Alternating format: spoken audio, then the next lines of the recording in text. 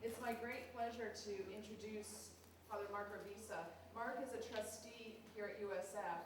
He's also one of the co-directors of a new USF program, Casa Bayanihan, in the Philippines, and is here this week talking to students and faculty about this new opportunity of global engagement and immersion for USF students based in the Jesuit Catholic educational tradition. He is here to give us a presentation that he gave to the Board of Trustees this past December. And it was so well received, and there was so much conversation about it that Father Prevet said you really, while he's here, should ask him to do this again, to give it again to faculty, staff, and students. So Mark was very gracious in making time available for us this week. Mark is also a California Jesuit and a member of the faculty of Santa Clara University. So please join me in welcoming Mark Ravizza.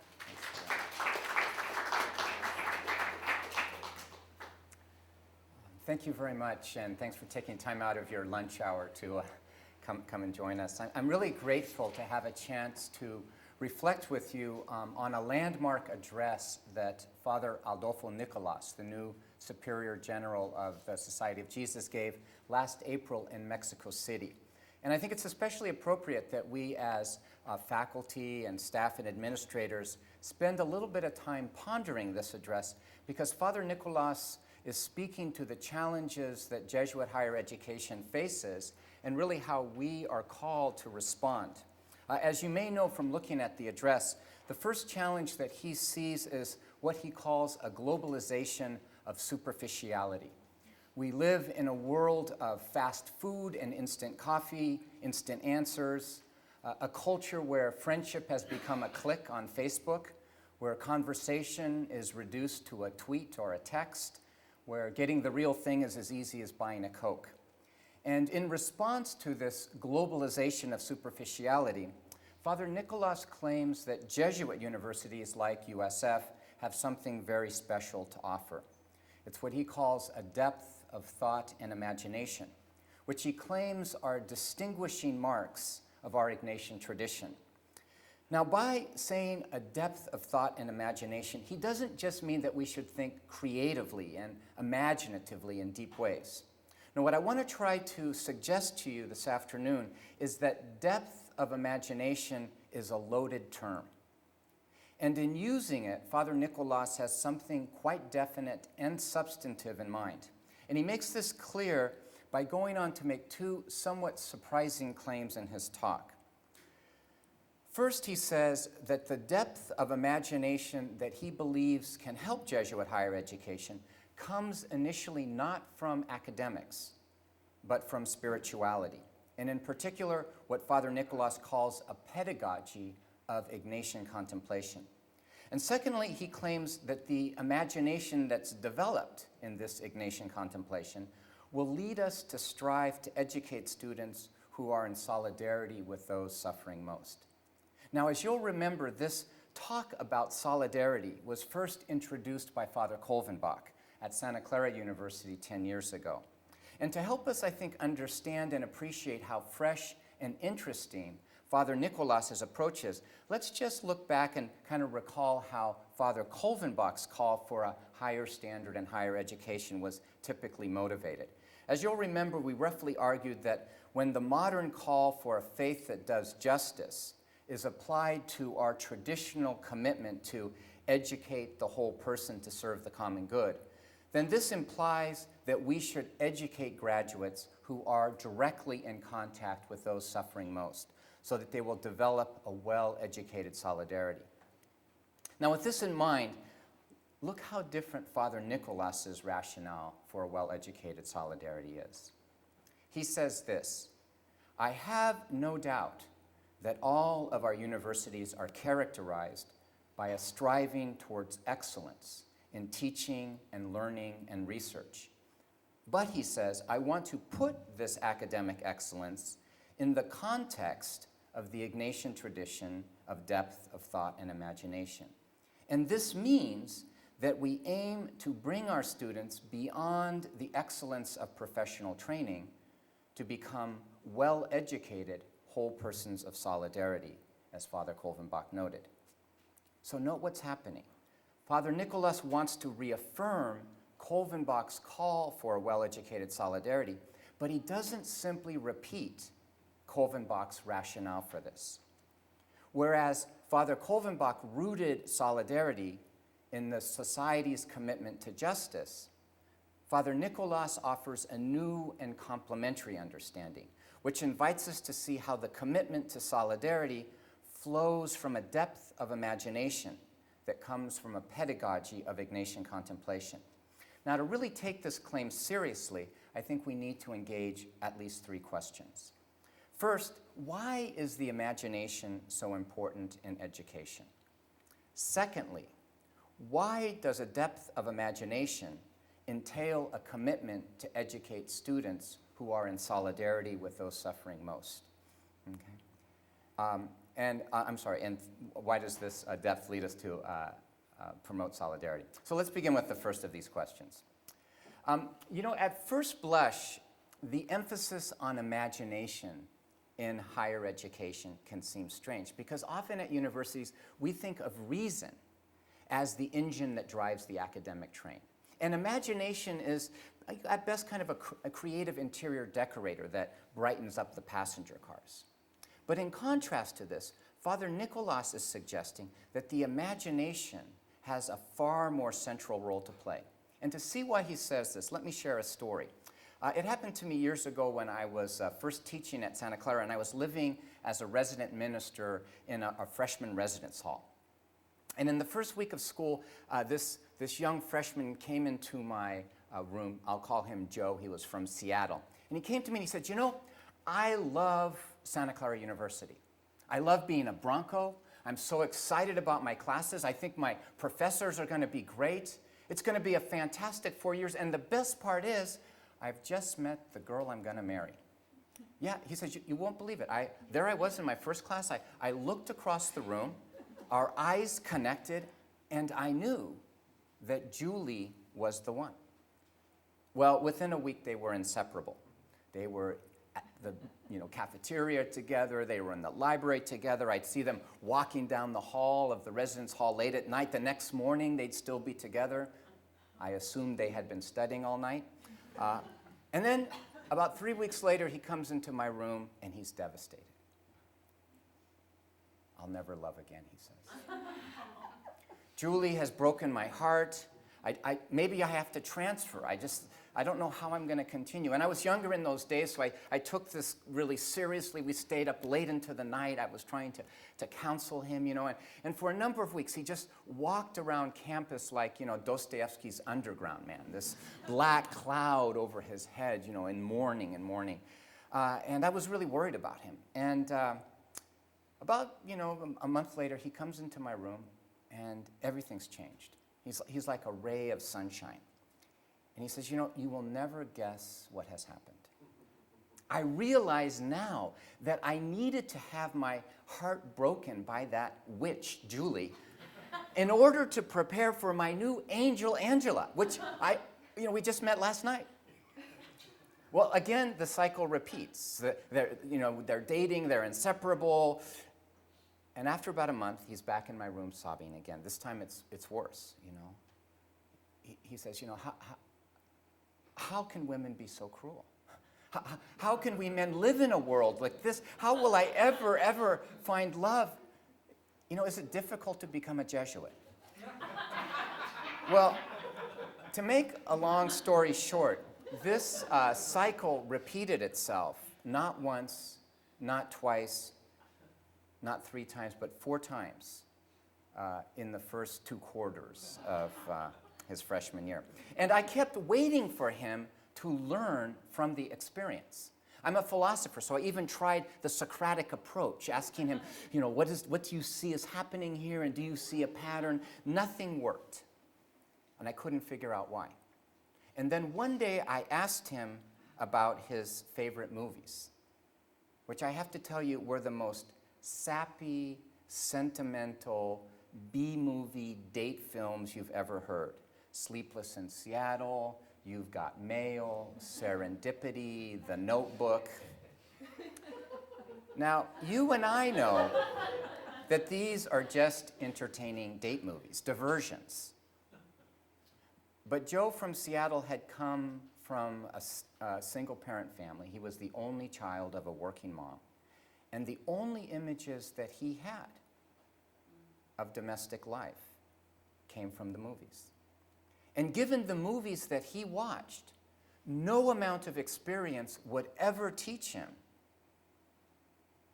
that he should change. Because all of those disastrous relationships were just evidence that he hadn't met the one yet. Because he knew exactly what it would be like when he did meet her. All the movies told him so. As Father Nicolas says, we do not want imaginations that lead us into fantasy. And that's what was happening to Joe. Okay. Rather, he says, an Ignatian imagination always seeks not to escape into fantasy, but to penetrate more deeply into reality. And this leads to our second question. What is a pedagogy of Ignatian contemplation, and how does this lead to a depth of imagination? Now, those of you who have looked at Father Nicolas's address might remember that he illustrates the pedagogy of the spiritual exercises with an incredible example. He invites us to imagine our face like a jigsaw puzzle. And he says this, let me quote from him. He says, one might call this pedagogy of Ignatian contemplation the exercise of the creative imagination. Imagine a big jigsaw puzzle with your face in the middle. Now Ignatius asks us to break it into small pieces, that is, to dismember before we can remember. And this is why Ignatius separates seeing from hearing, from touching, from tasting, from smelling, and so on. And then we begin to remember through the active creative imagination, to rebuild ourselves as we rebuild the scenes of Bethlehem, the scenes of Galilee, the scenes of Jerusalem. We begin the process of recreating. And in this process, we are remembering. It's an exercise. And at the end of the process, when the jigsaw puzzle is formed again, the face is no longer ours, but the face of Christ. Because we are rebuilding something different, something new. And this process results in our personal transformation. Now, for those of you who have had the opportunity to make the spiritual exercises, this is an incredible image. But if you haven't, you might well miss out on what Nicolas is trying to say about Ignatian pedagogy. So let me draw out a few implications of the example and then try to illustrate it with a story. When we think about Ignatian pedagogy and the imagination and Nicolas's jigsaw puzzle, you might notice a couple things. First, this pedagogy is not a spectator sport. We don't sit back and passively listen or observe like in a lecture hall. We're actively engaged in a creative process that directly has to connect to our reality.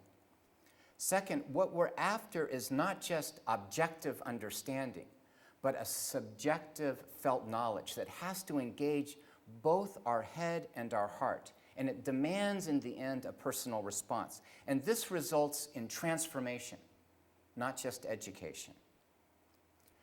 The Ignatian pedagogy, it promotes depth through a creative imagination, a remembering, a repetition. If you know Spanish, these kind of great words, to sentir y conocer, to feel and know in a personal way, not just to pensar y saber, not just to kind of know and think in a more abstract way. And this creative imagination is Christic and analogical. It holds together sameness and difference, the stories of the gospel and our reality. And this promotes integration as opposed to polarization. Now, to illustrate this, let me tell a story. It comes from a faculty member down at Santa Clara who was just an incredible, really a teacher, scholar, community member. She had done all kinds of programs in Ignatian formation. She had been on an immersion trip down to El Salvador that touched her deeply.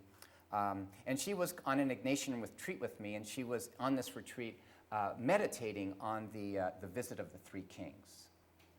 And as she entered into this contemplation, she could, see the simple house and see the kings arriving and notice that they felt a little bit superior and a little confused at how this king might be in this simple home. And as they were warmly greeted by Mary and Joseph, they were touched by the humility and the hospitality they found.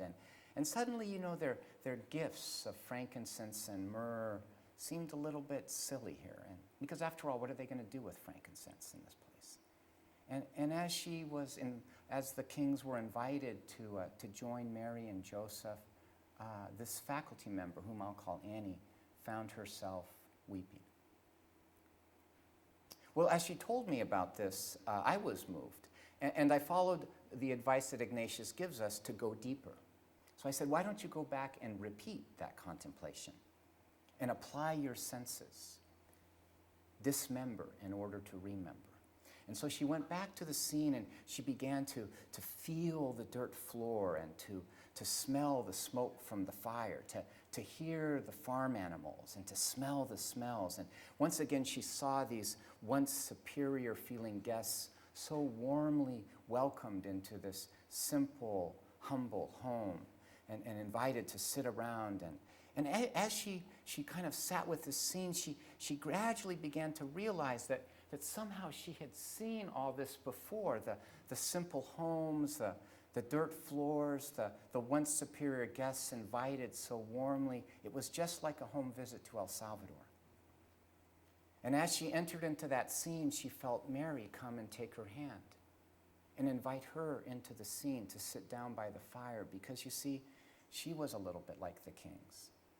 And she needed to experience this too. And as she sat in the circle and listened to Mary's story, she found herself weeping again. And as Mary passed the child around, just like a Salvadoran mother, so everyone could hold it, she felt a love she hadn't known before. Well, she told me about it, and I suggested she go deeper, that she repeat the scene again. And this time it moved more quickly. She found herself in the house with the kings, touched by the hospitality and Mary's words that what really mattered is that you've come to hear the story and to meet us and to meet the child.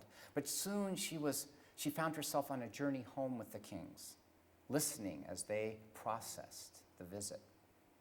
And here I want to read from a journal entry she said I could share with you.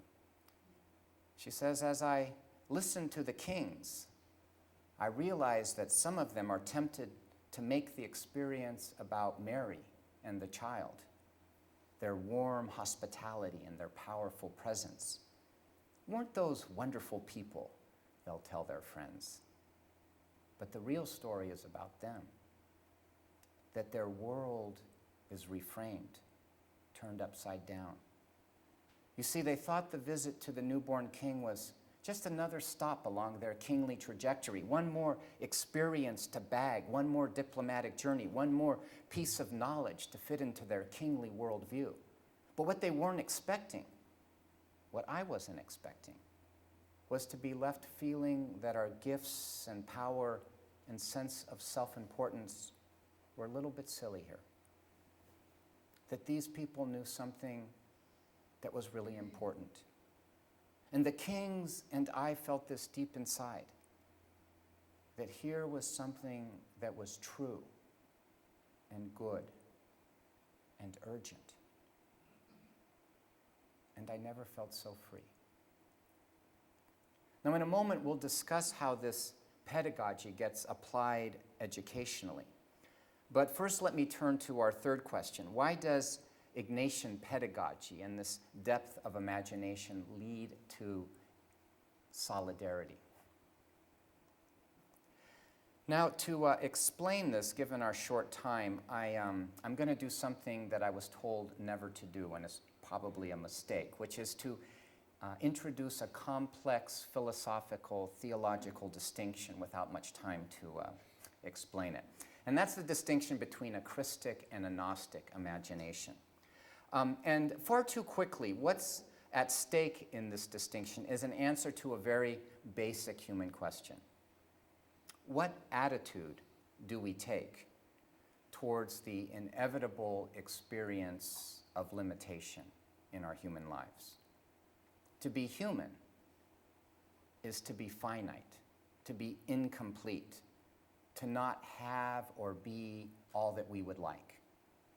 To get a feel for this, just think of those things that you would change about your own life if you were infinitely powerful. Maybe you'd help that aging memory remember a little bit better. Get rid of those aching muscles. Be a little bit more attractive. Be in better shape. Right? Have a different past. Right? Change those experiences of loss and suffering and grieving that plague you, and so on.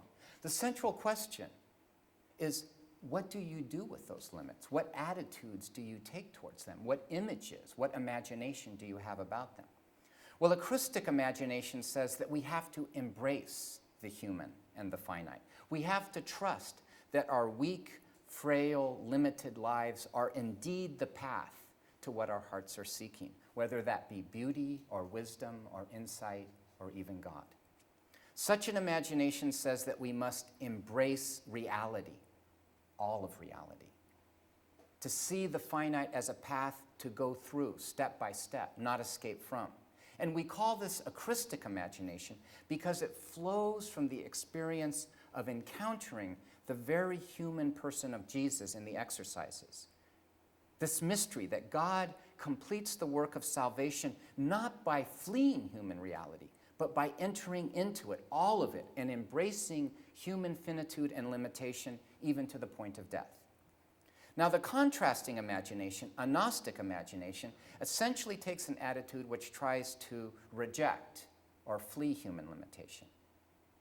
A Gnostic imagination seeks shortcuts, a way out, not a way through.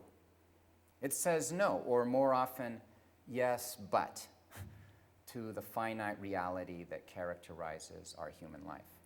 Now, there's a lot more to be said here, but in the interest of your lunch hour, I thought the best way to give you an idea of the difference between a Gnostic imagination and a Christic imagination is to share some images of Renaissance art. And you'll remember that Ignatian spirituality is a Renaissance spirituality. And I think these paintings illustrate the spiritual humanism which really underlies our Ignatian Christic imagination. Now, to appreciate the paintings, it will be helpful to consider why, for many people, the full humanity of Christ might be considered scandalous. And to help you do this, I want to quote from one of my favorite novels, The Unbearable Lightness of Being, by Milan Kundera.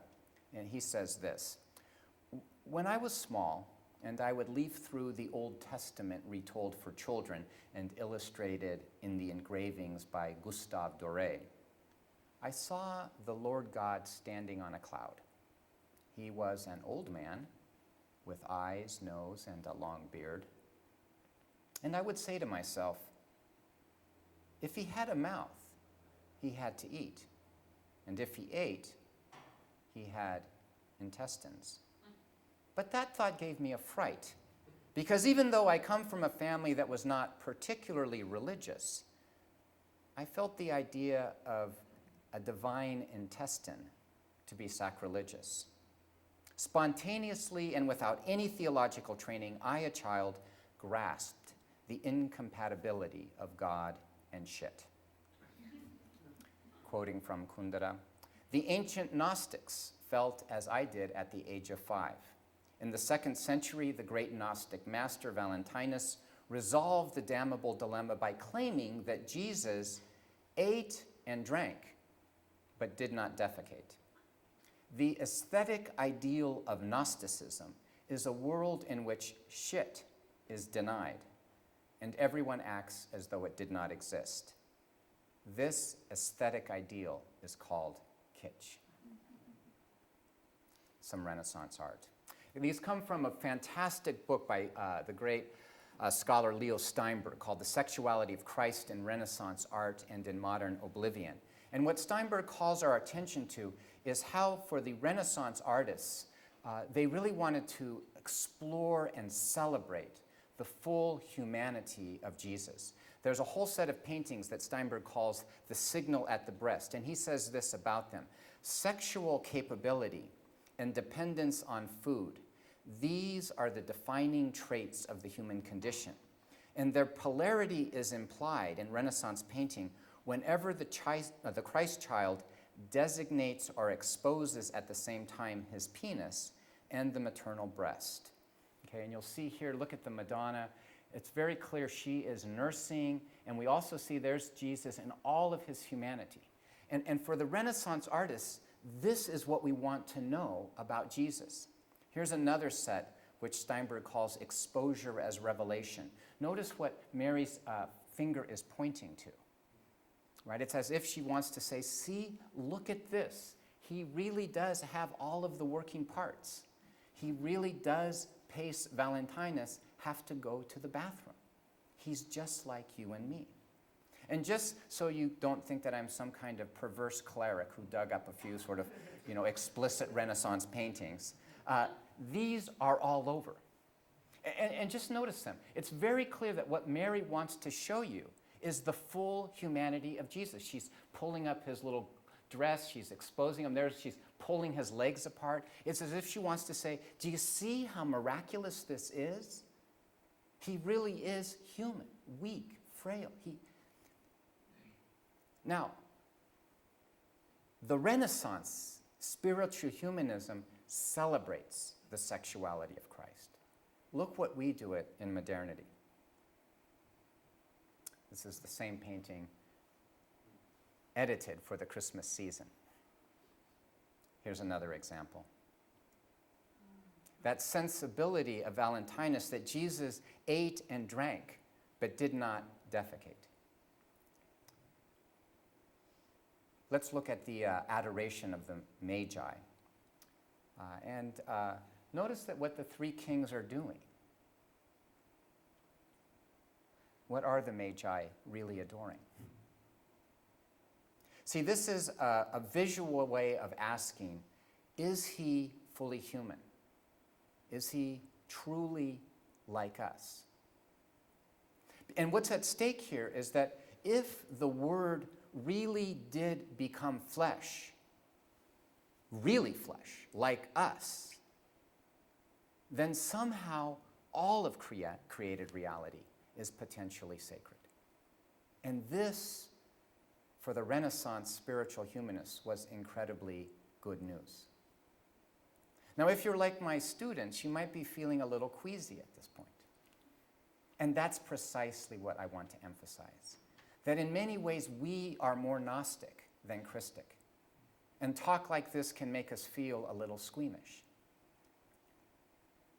The aesthetic ideal of a Gnostic imagination is a world in which shit is denied, and everyone acts as though it did not exist. This aesthetic ideal is called kitsch. Kitsch is the absolute denial of shit in both the literal and figurative senses of the word. Kitsch excludes everything from its purview, which is essentially unacceptable in human existence. That's the key point, right? That kitsch excludes everything from its purview that is essentially unacceptable in human existence. Kitsch is really the aesthetic of this new globalization of superficiality. I was showing this to some students, and this one student just got this like light bulb goes on look, and I said, what do you realize? And she goes, my entire Facebook profile is kitsch. Kitsch is everywhere, and I want to give you a few examples. This is from the admissions material from Santa Clara University. I can assure you that while I love Santa Clara, if you go down to the Mission campus, you will not see that particular rainbow of smiling diversity sitting around on the Mission campus. Now, this is not to say that we don't need marketing brochures. They're important and good. The danger is when we begin to believe the images that they give us and exclude the reality. Fashion magazines are another incredible source of kitsch, and the way they really force young women to think that their bodies should look a particular way. And it's not just the images in these fashion magazines. I mean, look at these articles. there's not one, two, or three. There are 30 different things that will put you in an instant good mood, right? You don't have to go through reality. You just jump right out of it, right? There's, there's 99 different ways to look sexier all summer long. They're never going to be windblown or sunburned. It's just all summer long, we are going to look sexy. And the incredible thing is how easy it is to do this. Look at, you wake up prettier overnight. You just go to bed, and then you just wake up in the morning, and you look great, right? This is Gnosticism, right? It's an inability to penetrate reality. And what's characteristic of a Gnostic imagination is if there is anything bad, because there's obviously some bad things, it's not happening where we are. Look at in this, the one bad thing that can happen is an escape from polygamy. And presumably that's happening someplace in Utah, okay, where we are not. And this is how Gnosticism works. There's political kitsch, and we all know how dangerous that is. Mission accomplished. Just to show that I'm an equal opportunity critic, there's clerical kitsch. I love the Jesuit community here at USF, but I can assure you if you go over to our Jesuit residence, you're not going to see that particular scene of smiling faces and clerics celebrating our clerical life together. Kitsch is everywhere, right? It's the Coke bottle that stays cool no matter how hot the party gets. The Marlboro man who can smoke all day long and never get lung cancer. It's Disneyland. It's the happiest place on earth. The Christic imagination asks us this: how do we avoid kitsch at USF? Educationally, formationally, imaginatively. You see, we become superficial when we settle for what's on the surface. Simple stories and comforting fictions. And against kitsch, an Ignatian Christic imagination always asks us to go deeper, to go beneath the surface, to engage the full human reality, especially, as Kundera would say, those things that are unacceptable to us. And that's why an Ignatian imagination naturally leads us to engage the suffering and the hardship and the brokenness that ultimately fosters a well-educated solidarity.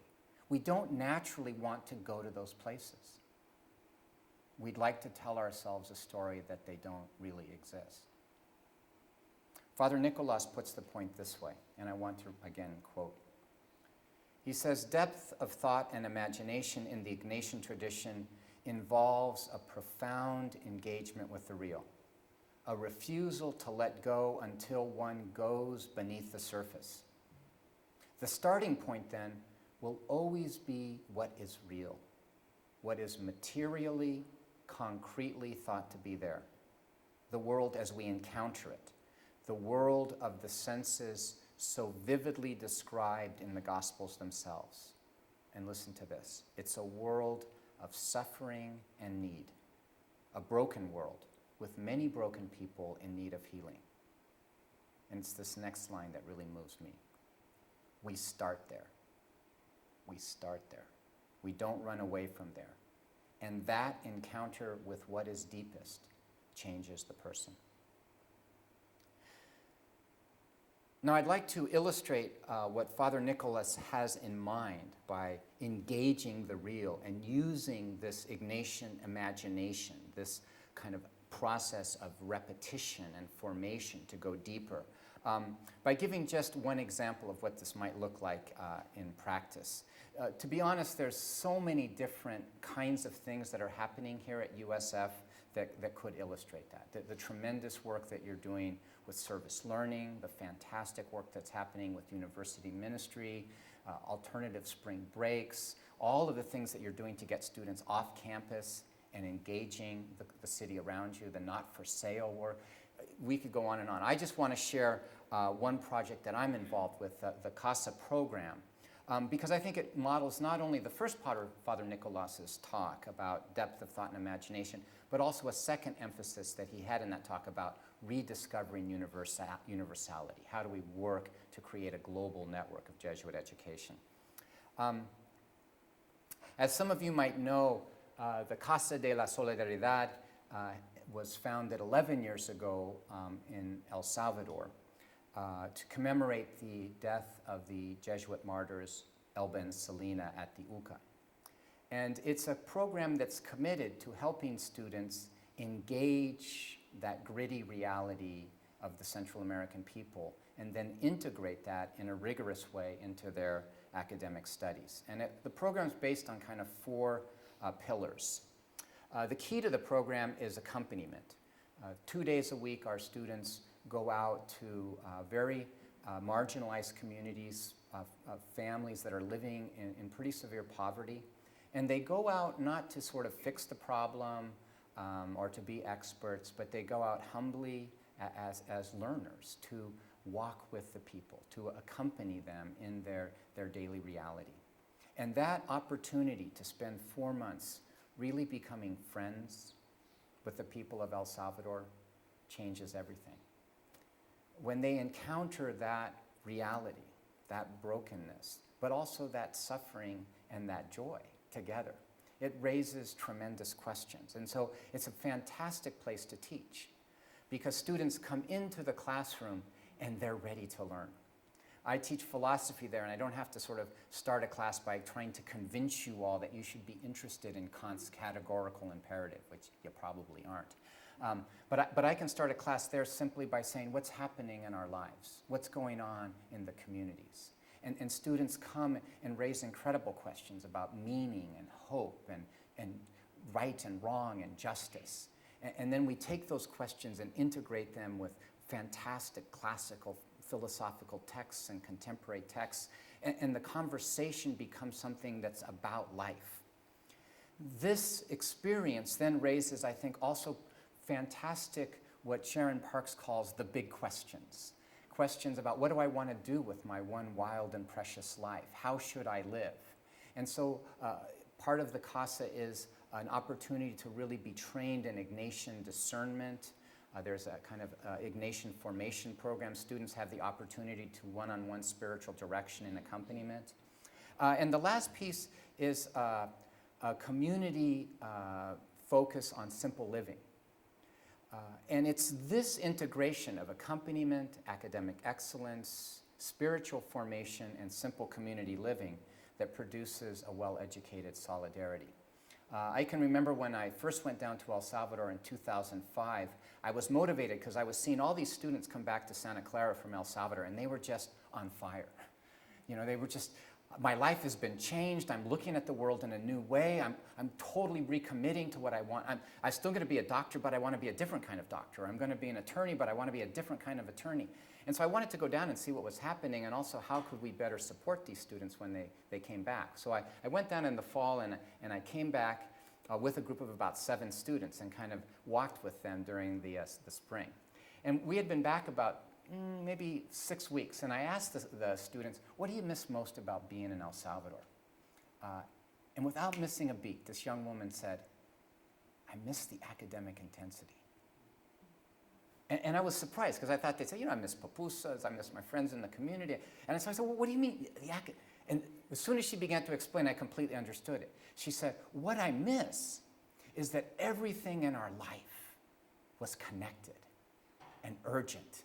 What we were living out in the communities, we were talking about in the classroom. And what we were talking about in the classroom, we were sharing as a community. We were talking about it and arguing about it over dinner. We were praying about it at spirituality night. We were sharing our lives with the Salvadorans. And it was this combination, this integration, that as she was talking, I realized that in many ways the CASA is just a return to a very old Jesuit idea, the Jesuit residential college, where people live and learn together.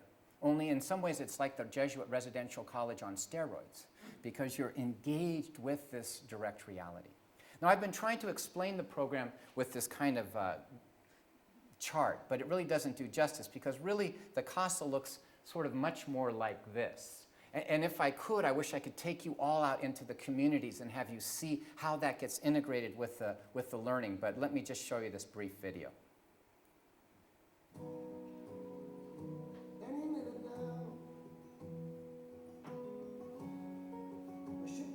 Coming in,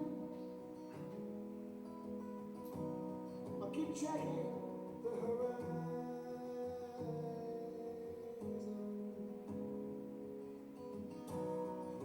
and I'll stand on the bow and feel the waves come crashing down, down, down on me.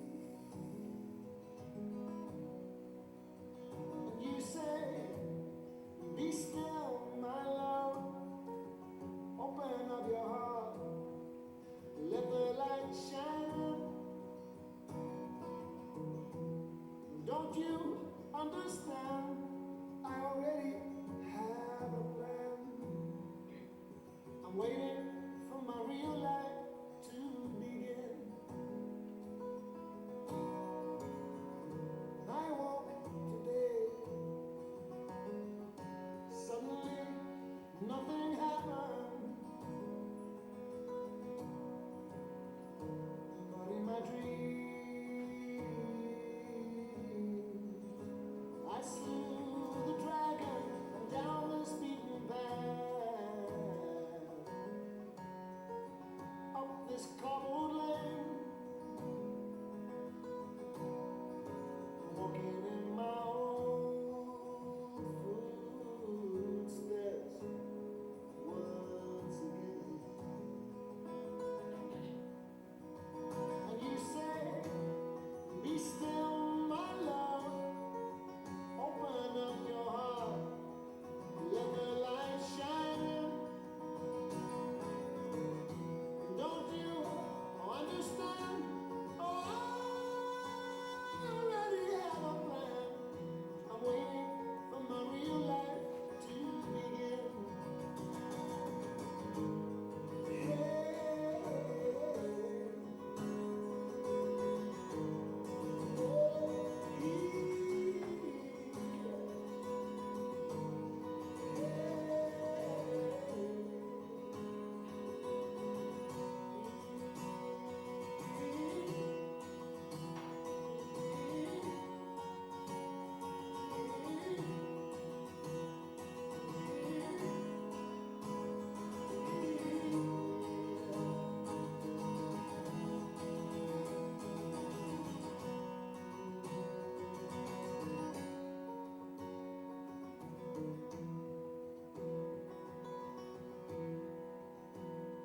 On a clear day, I can see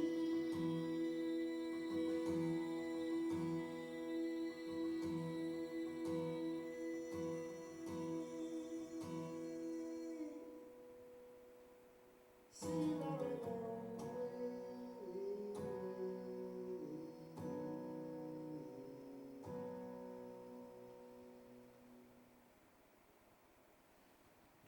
This pedagogy that we have been given in our Ignatian tradition is not a spectator sport. It's a full throttle encounter with reality that has to and necessarily engages our head and our heart, our whole person. And this produces a profound transformation. 91% of the people that participate in the CASA say that it was one of the two best things they did in college. 95% say that it helped them discover what they want to do with their life. 92 say that it helped them positively in their spiritual formation. 57 go on to volunteer either nationally or internationally upon graduation. But these kinds of statistics, I think, in many ways are deceptive because they don't really share the unique and profoundly individual transformation that happens to each student that comes down. And to do that in closing, I'd like to just share a video with you. It comes from a student that had just returned from El Salvador to Santa Clara. She was really one of the brightest students I ever taught, a pre-med student. And to be honest, I think she first went down to El Salvador because she thought it would look good on her med school application. But once she got down there, she was profoundly touched. The video's a little raw because she just came back, but it'll give you a sense of how a world can be turned upside down.